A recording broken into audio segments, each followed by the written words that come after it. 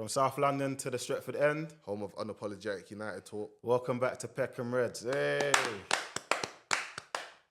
So yeah, we was at the game yesterday. Yeah. What was your expectations? Obviously I got caught up with, I have to hold my hands up. I got caught up in the hype just like everyone else. I thought I was going to do 5 for 5. But when you take a step back and look at it, like, bro, undefeated in 5, 4 wins, 1 draw, bro. You can't 13 points from Technically, 15. we're undefeated in about 8 or 9. Yeah, the Undefeated the whole year. Yeah, no, we lost to Brighton at the start of the year. Sorry, forget all of that stuff. Forget all of that stuff. No. Undefeated in the league. Yeah, no, fairs. So, But yeah, man, it was one of those games where I feel like the expectations and the occasion kind of overshadowed the actual match. yeah. Obviously, everyone's seen the United strands going mad. He ain't cut his hair in nearly 500 odd days. Like, again, every time we get close, something silly happens and the clock resets in it. But I feel like in the whole time he's been doing it, this is the closest it's actually been, if that makes sense. And it's just unfortunate how it's ended. But I do want to say, I feel like don't get twisted, I feel like most fans are like still kind of positive. But yesterday, just leaving the game, it felt like a loss. Yeah. If that makes sense. Yeah. And it's just like, West Ham are fighting for their Premier League survival. So as much as people want to say we should go and turn over West Ham are always going to play in a certain way and try not to essentially lose the game. Mm-hmm. And one bad moment basically ruined the whole game for us. I feel like the players looked a bit tired, you know. We weren't as sharp and as decisive as we have been in the last few games. Let me say something what I observed, yeah. Mm-hmm. In terms of tiredness, I think it was more so apprehensive. There was a lot of apprehension in the play. I feel like the players, it's like they were scared. It's like the occasion got to them. And it's only an occasion. Oh, don't get twisted. London Stadium, we ain't won there in 3 years now. Yeah. But it's like the players knew this is the last game before my man cuts his head. Like, generally, there's no way, no Man United player can tell me that wasn't on your mind when you went into that game or when you were playing that game. Yeah, even, do you know what it is? It's more, obviously they're not thinking about it directly. It's more of a subconscious thing. But it just gets to the point where things you'll usually do when there's no pressure, things you've been doing for the last 4 games, you weren't necessarily doing yesterday. And it's just a bit frustrating in terms of you should be able to block all of that out and just go for the kill. Obviously, West Ham... It's hard to do that though, isn't it? It is. Obviously, we're all human. So you get... Even us, we got caught up in the occasion thinking, Many Man United fans were at London Stadium yesterday. Yeah, bro, it was crazy. All the Peckham Reds, everyone from London was in London Stadium yesterday. Yeah, it was crazy still. But it's just like... The flashpoints in the game, there was moments where I feel like we were just scared, really and truly, you know. I actually feel like we were just scared. Yeah. Because we played last game, cool. We played, obviously Spurs had a man down, but we played with freedom. We was just, obviously was at home popping the ball. Like the players from the offset, even before Romero got sent off, we looked like we knew what we was here to do. Yeah. I feel like our start against West Ham was kind of slow. Yeah, we weren't necessarily like ruthless, and you know, these days we usually have a flurry of at first 15, 10-minute chances or attacking attempts. Yeah, but it didn't really come off yesterday. Obviously, West Ham played in a low block. They kept things tight. They tried to hit us on the counter, especially in the second half. Once they had got the goal. Big up Lenny Euro. He made 2 outstanding blocks. One from Callum Wilson, which was right in front of us, bro. Crazy, bro. Yeah, we was behind the goal. Yeah. And then the one from Adama Traore, which I think that was better than the... Wait, hold on. Separately, you see Adama Traore, yeah? Do you know how blenched that is, bro? Like, you have to give it to him, though. He's an amazing athlete. To be so big and fast. Yeah.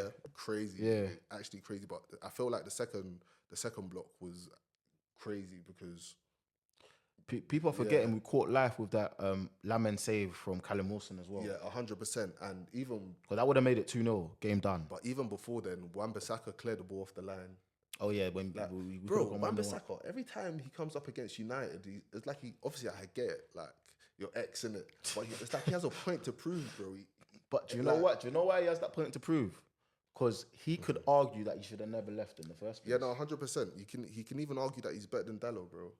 Do you get what I'm saying? So can't lie, Dallo, man. I've been singing your praises the last couple of weeks here, but yesterday, what Somerville done to you just wasn't nice. No, do you know what though? Somerville's feet are quick and tricky. Dallo, he done well to not get a second yellow. Let me put it like that. Because Somerville came up against him again, and Dallo was switched on. I hear you, but yeah, he had him on toast. Yeah, he did. Yeah. But yeah, but before all of that though, like you said, we could have gone 1-0 up. Aaron Bissaka has blocked it off the line. Now, apart from that chance, I don't think we really created anything. No, we in didn't. The first half was kind of dry, to be fair. We moved the ball half decent. There was a couple of nothing crosses. I felt like there was a lot of overhit crosses yesterday. Yeah. Again, why didn't Sesko start yesterday? I feel like this would have been this the first time we've played the same team for 4 games or 3 games in a row, 4 games in a row, however many games in a row is. But I feel like a game like this, you know what West Ham are coming to do. They're coming to sit deep and hit on the break. Like I hear that. Go on. Like you need a focal point, especially someone so dominating in the air like Sesko. All those crosses that they was pinging into, as much as Brian Mbeumo's been scoring goals and linking up play and whatnot, he's not out and out striker. Therefore, he's not going to be in the box at all times waiting for the ball to come in from crosses and them sort of position. He kind of cuts in from the right and does his thing. Or that's how he got the assist. Yeah, get it. So, but one thing I will say though, like obviously, Carrick is thinking, I'm going to leave this unchanged. It's worked for the past 3 games against Arsenal, against Fulham, and against Spurs. Do you know what it is? I hear that, but again, Cunha's been good. Cunha's had a good run in the last 2. He played well against City and Arsenal. He had an all right game against Spurs, but yesterday I thought he was non-existent. Again, it might just be fatigue. I feel like it can't be. We're playing 1 game a week. Like fatigue argument goes out the window, bro. When I keep on talking about we're going to win the Premier League, people that's what I'm saying. I know it's delusion, but check this. It is delusion, but at the same time, we're only playing 1 game a week. There's gonna be periods in the football calendar where other teams and other managers are gonna complain about how many football games they have. We ain't got no excuse. So in terms of tiredness, I kind of hear it, but I don't because it's only 1 game a week. So Cunha can't be tired. Okay, then we just have to put it down to his performance levels haven't been where they should be, especially coming off a run of scoring. I just think it was just in that game. I think people are being too harsh on Cunha. It was just that game, because the games prior, Tottenham. What? Okay, my question is, what do people want Cunha to do? Do more. What does more look like? That's what I'm asking. What he was doing in the previous games, taking the game by the scruff of the neck. Yeah, again in the big games he stepped up. I can't complain. I'm not saying don't start him again, but I'm just saying in this particular game, I feel like just based off what everyone's offered, what everyone offers as well, he should have been the sacrificial pawn, if that makes sense. Sesko should have started up top, and bro, put Mbeumo on the left, put Mbeumo on the left, put Ahmad on the right, and rock and roll, bro. Bruno's still going to be doing what Bruno does. I hear what you're saying. I think with Sesko, sorry to cut you off. You saw Bruno. You saw how many times he was looking for a pass or looking for something to happen, but there was just nothing in front of him. Yeah.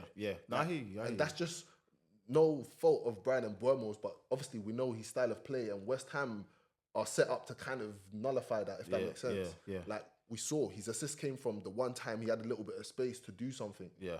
So no, I hear what you're saying. In terms of Sesko, whether he should have started or not, I don't know. Carrick's under the thinking of unchanged is fine, it works. I disagree with Carrick though is the timing of the substitution. I feel like it could have come earlier, the Sesko substitution.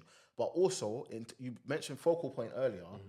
Do you know who I think plays as a better focal point if we're looking at a focal point? Zertsky. I think he holds the ball up better and brings other players into play better than Sesko does. I hear you, but again, like I rate Xerxes highly as well. Like I don't think he's fully fit though, you know. I don't know. And because we play one game a week, it's so hard to like get a run of games and like he's like more time.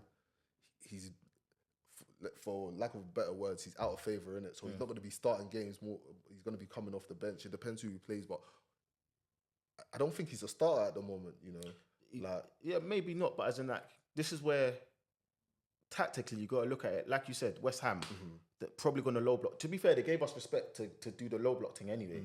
But as in, that's because I wasn't expecting that, bro. It's because we've been going on bad recently. Yeah, that's what I'm saying. They know now it's not a joke. Like they, before, they would have come and like they tried a couple bro. things. We saw last we was there last season again. We saw how you get me. Yeah, Like, they gave us respect, but I feel like as the game progressed and we realised that we're not playing through them. Like there was times where Kobe was trying to find something and there was nothing there. Yeah. Bruno, same thing. Even Casemiro was advanced, and then what we'll find is that it will go out to Luke Shaw or go to the wing.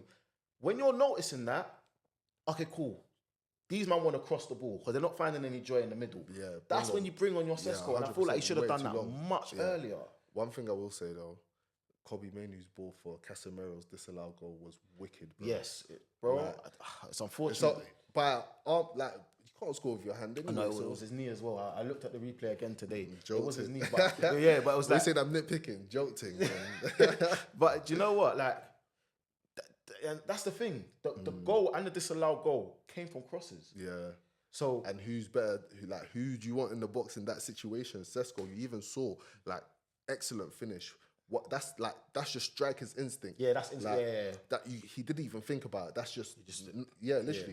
Like, you know where the goal, again, he knows where the goal is. We just have to give him the chances to score. I hear you. Like, he's still a young striker, innit? So we're going to pull our hairs out sometimes where, like, the other day, he should have given Bruno the assist and he headed it straight into the keeper, innit? But I feel like that wasn't a high-pressure moment. I was about to say that he was relaxed, man. Like, we've won the game. Yeah, ref got the whistle. Yeah, that was essentially the last kick of the game. Yeah. But every time we've needed him to score in a high pressure moment and the ball's come to him, he scored. So I can't fault him. You get? Yeah. But again, not against Grimsby. Sorry. Okay, cool. sorry. That was before he kind of found his feet in it. Like he's got 5 and 6 now. Yeah. Like he's starting to pick up. He's starting to pick up a bit of momentum, and I feel like Carrick should notice this and like, bro, start him because as much as he's good in the air, technically we know he's sound. Like we don't have to worry about him like some man, innit? Like technically he's good. He can hold up the ball. He can link play to a decent level. Obviously he's still young, so these things will come in time, especially when he's playing with the likes of Bruno, the Mbuemos, the Cunhas. You get me? Players who are good at holding the ball and picking the right passes and so on. So yeah, man. Like I can't lie, Sesko's gone up a bit more my estimations recently. Yeah, no, 100%. I mean, yeah, the goal against Fulham, brilliantly taken. The goal against West Ham, when you deep it, like we said earlier, we was all thinking about 5 on 5, 5 wins out of 5. But Sesko's goal, fucking amazing, bro. Yeah.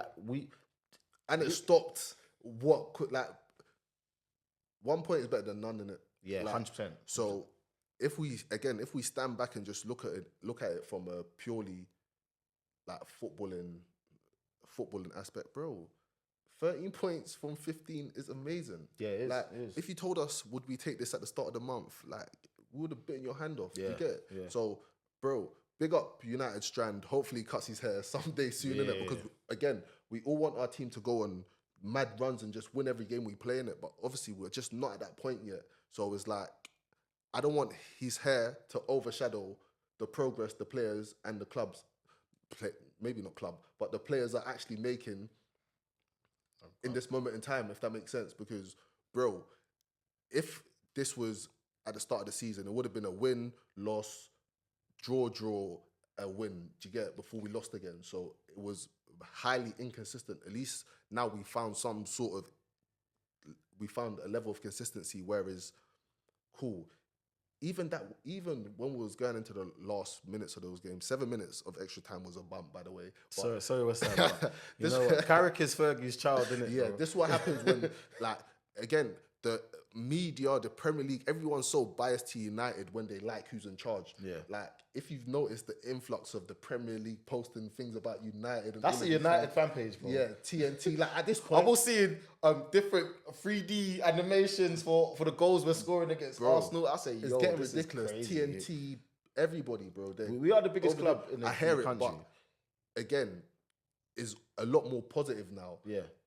If you think about 2-3 months ago, there was loads of Amarim out type tactics, if that makes sense. Yeah. But now they've got an Englishman in charge, a Geordie, one of their own. You get me? But he's also doing well. But again, yeah, I'm not taking away from the work. Maybe Jim Ratcliffe is behind this because he doesn't like immigrants. We'll get onto that in a bit. Maybe that's why he fired him. I've got words to say, boy. But I'll get onto that after you say your point. Bro. Yeah, but yeah, literally, I just think it's a thing where, with the media stuff being so positive, is like one layer of pressure is removed from the players in terms of, I know the players, they see all the stuff on social media. They do. You see how many things Bruno likes and Cunha be commenting under, like TikTokers and all of these things. So they see what's going on. So it's like, when they see the positive stuff from the media, like, opposed to what they're used to, especially like Bruno's and the Cunhas, like, you go out there feeling light, you perform in it. Yeah. So I don't know, there's just a lot's going well at this moment in time, innit? And we just need to be positive. I hear you, innit? I'm the last person to be saying positive, innit? But like, obviously, still criticise when. But they've given us reasons. Yeah, like, still criticise when they need criticism. But it's like the performances have been good. Yeah, like, yeah, 100%. We've been winning games. Yeah.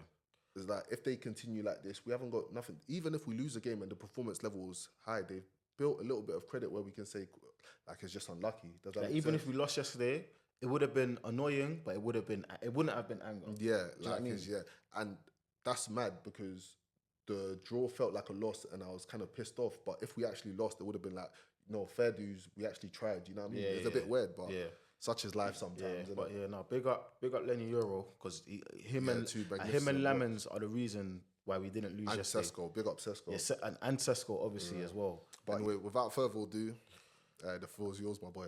Jim Ratcliffe. So your comments that have come out today, that there's two. He said the UK is being colonized by immigrants. That's a crazy Do you know how statement, crazy? That is a Mr. Jim statement. Ratcliffe, do you not understand the player? You know, 11 of the 14 players that played yesterday, immigrants. A lot of the fans. But do you know when I think of Man United and look at, you know when you think of Man United and you think of the fans in the stands, and I tell you to think of some fans that you remember, who do you think of?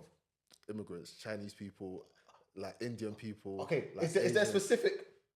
Okay, what I was trying to get at is that, you know the people that wear the turbans? Oh, the Sikh brothers. Bro, you think of them, they it's not just, like, don't get twisted. It's very diverse, and it's not just... We're all together, we're all one. Do you know what it is? The face of United has never been a white man. It's never been any man. It's been all of us. Yeah, it's been an inclusive, diverse space. So for you, as bad as the Glazers have been running the club, they've never come out and said anything as stupid. As ridiculous as that. As in, that has made me feel like, you know what, United, get top 4. I don't want you to win the league. But Arsenal can do that. I don't care. But Jim Ratcliffe, how's the owner of our club saying that? But bro, even footballing reasons aside, yeah, do you know the amount of people he employs, that he comes into contact with, even at United aside, like, he runs $1 billion company, bro. Do you know how many immigrants have served to better his purpose or served to better his footing in this life? Like, he's just, even if you look at Omar Barada and all of these, bro, Omar Barada is, you get me, he's somewhere down in his ancestry. Somebody had to, you get me, someone had to migrate here. Do you get it? So it's like, bro, it's not even a compliment. Yeah, it's not even a compliment. It's just a big backhand to all the people you associate with. You employ. And like, do you know what the ironic thing is? He lives in Monaco. Is that not an immigrant? Anyway. But they don't see it like that. They only see it, and bro, the NHS, the police service to a certain degree, like, bro, it's all immigrants or descendants of immigrants, or that have built the foundations of the country that you live in. Yeah. Like, Yeah. what are you talking about? Yeah, man. I feel like it was important for us to speak on because, like, Yeah, as Man United fans, we obviously love our club, and when someone that owns or part owns a club comes out and says that, it's like you said, a backhand. It's like backhand to your players, backhand to your fans, backhand to the numerous people that have worked with you. It's very insulting and it is concerning. It makes us feel like, right, like you said, the Glazers ain't said this. Yeah. And you've come out and said that on Sky News in an interview. Yeah, like what? Like no discernment. Like check your shoulders. Like do you know what the funny thing is? If you have these thoughts in private, it's not good. But at least you said it. Like, yeah. Are you dumb? He let his intrusive thoughts get the best of him. I can't believe he done that. As mad as it is, I'm happy he's done that. He showed his true character. Yeah. Do you get it? So it's not a thing where he can smile in your face. You know his character now. Yeah. So you take him in a certain pause. That's crazy. You approach him in a certain way. Do you get it? But I say that to say, irrespective of however he feels, he is not a representation of Manchester United. Manchester United was here before he put his money in. Yeah. Manchester United will be here long after he's gone. Yeah. So again, he represents us technically for now. In terms of he's a part owner in the club, but the identity and what Manchester United is, he doesn't represent in it. Exactly. So yeah, man, you just have to take his comments with a pinch of salt, a very big one, and just. I just can't wait for the apology. I just want to know what it's going to look like. It's going to be a written statement, and I'm so upset that it's probably going to come out in the format of a United apology rather than a Jim Ratcliffe apology. Yeah. You know Why can't it be an Ineos apology? Ineos only or Jim Ratcliffe only? Don't make that. That's not. In fact, furthermore, it should never come from a United thing because it's not a United thing at all. But that's where the lines get blurred now, isn't it? Yeah. Because essentially, as much as I've pushed him to one side, he owns he part owns the club, innit? So wherever he goes, he is a representative of Manchester United. Yeah. And it's just unfortunate that his views are so skewed, innit?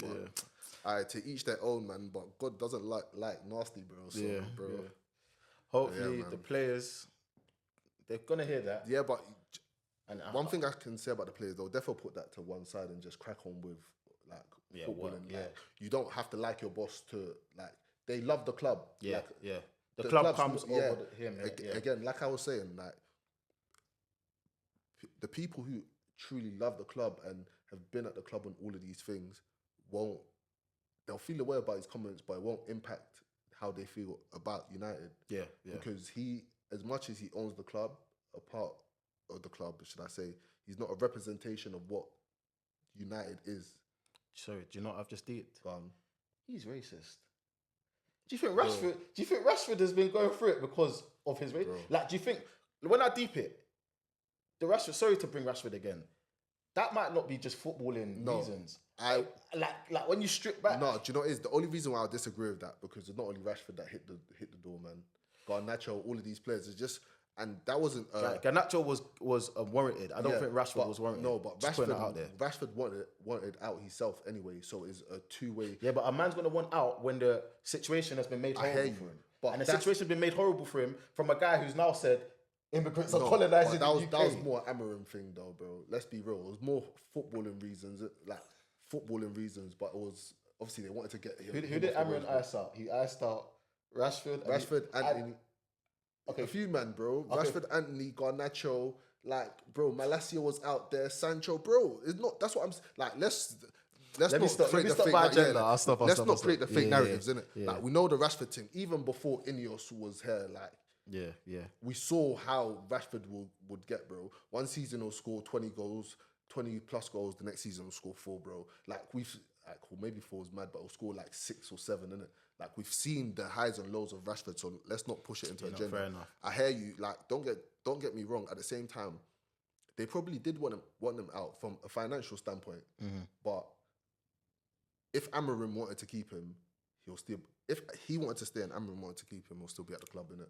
Amorim weren't manager; he was head coach. Remember that. I hear you, but again, head coach, you might not be able to sign the players you want.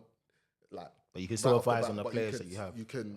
get rid of the players that you don't want in it. Yeah. Especially players that might attract some level of financial benefit to the club, innit? Yeah, no, I hear you. Like, so, yeah, man.